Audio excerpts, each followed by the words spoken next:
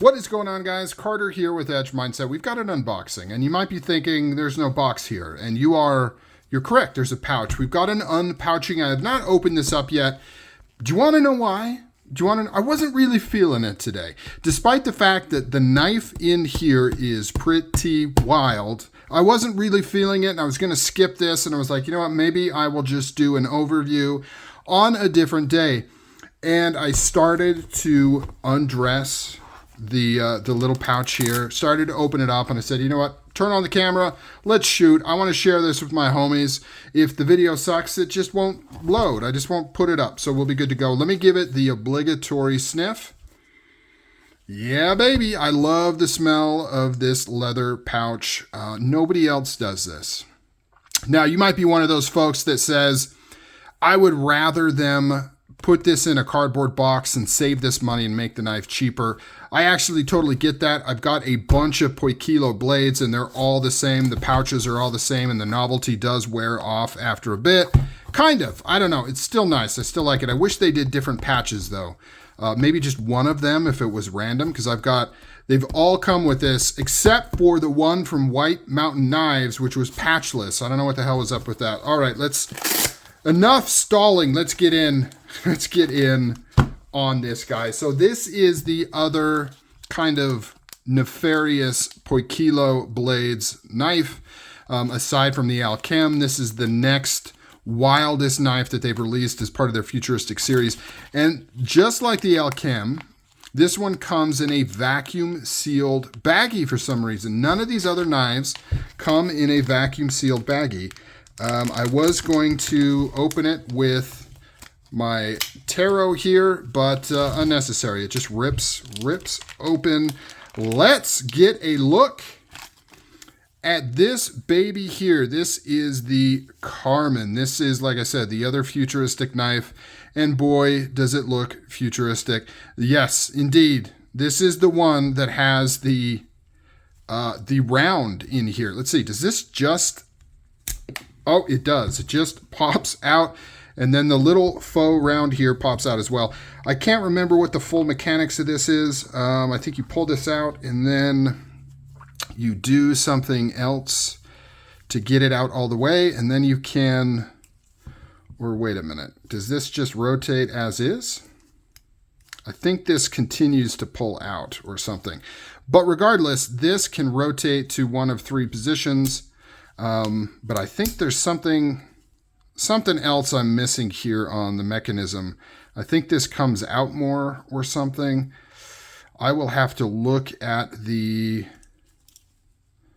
I'll have to look at some videos to see how that works.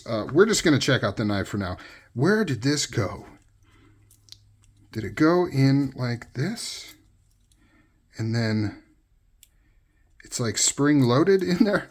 I've messed it up. I should have watched one of the other more knowledgeable videos on this before I I got in here and did this. Somehow this goes in. Am I putting it in the right place? I've got to be. Oh wait, do I go like that? Is that it? Did I need to? Oh, there we go. There we go. Now we're loaded. Now we're locked and loaded. This is where I want the pocket clip anyways. Not a ton of retention. It's a little bit loose.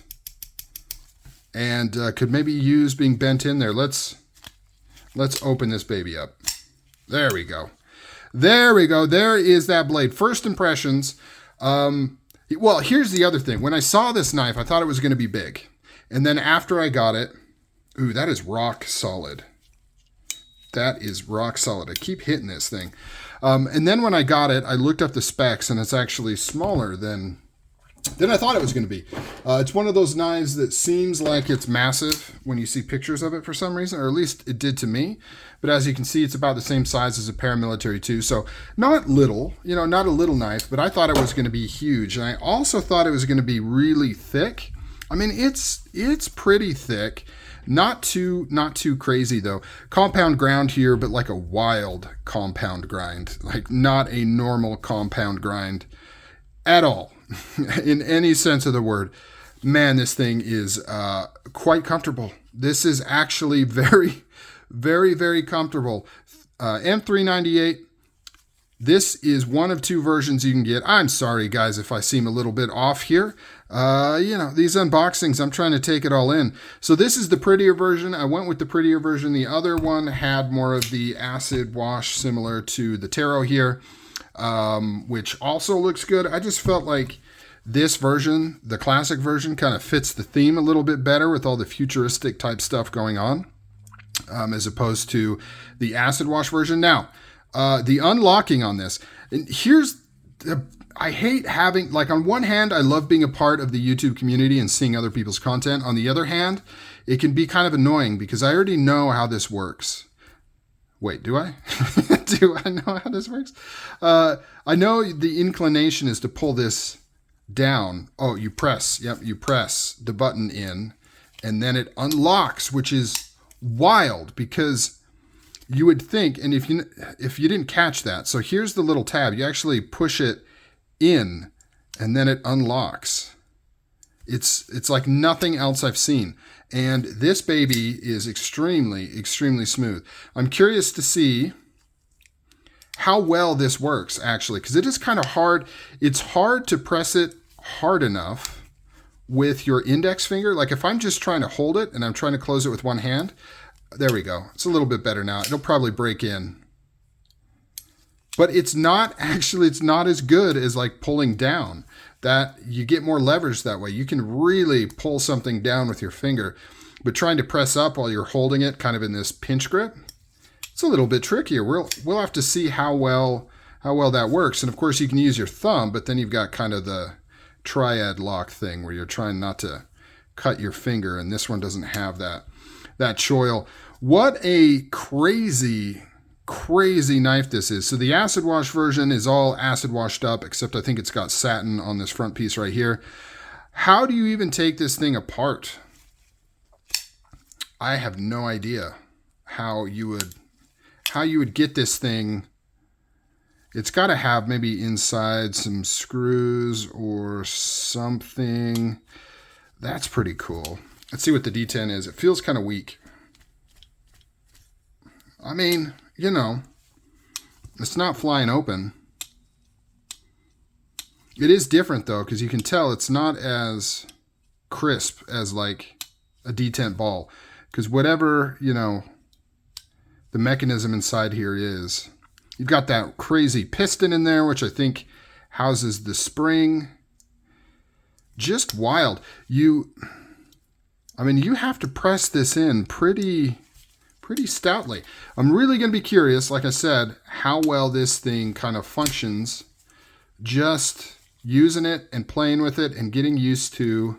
I think that'll break in. I think that's going to break in, and it'll get quite a bit easier to let that lock go. But very, very cool. This is the Carmen.